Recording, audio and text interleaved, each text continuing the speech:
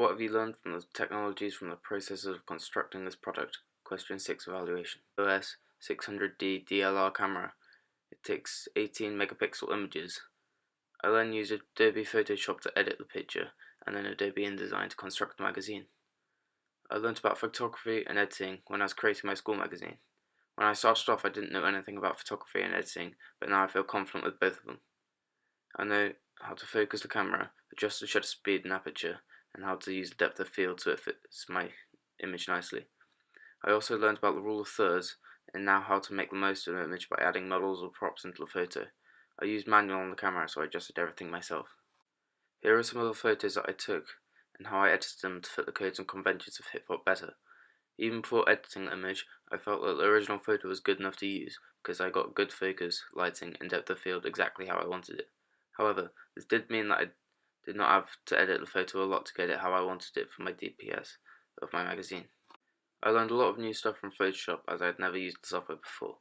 One thing I learned was how to use the quick selection tool to remove the background off of images so that I could then make the background a solid fill colour. I also learned how to use the spot healing tool to get rid of any bumps or little spots in that image that I didn't want to be there. This helped me make the model's skin look nicer. I also got to know how to use the dodge and burn tool to bring out or take parts in of the image to make them stand out more. For example, I used dodge tools on the model's eyes and I used the burn tools on the cabs. I used InDesign to construct the magazine.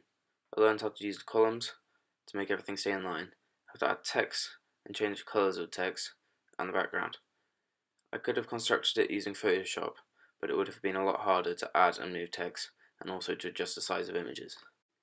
Through the research that I did for my school magazine and the music magazine, I found that technology does make it easier for magazine publishers to reach their target audience, because social media is the main form of media for this target audience. So by advertising on social media, they are more likely to see it and then want to buy it. This is because of technological convergence between the magazine and technology. Modern day technology has made it easier for companies as well, because now devices such as the iPhone have more than one function, so they can look at social media and see the advertisement and then text it to their friends as well, which is free marketing for the company. Before I started to create the magazine, I started planning.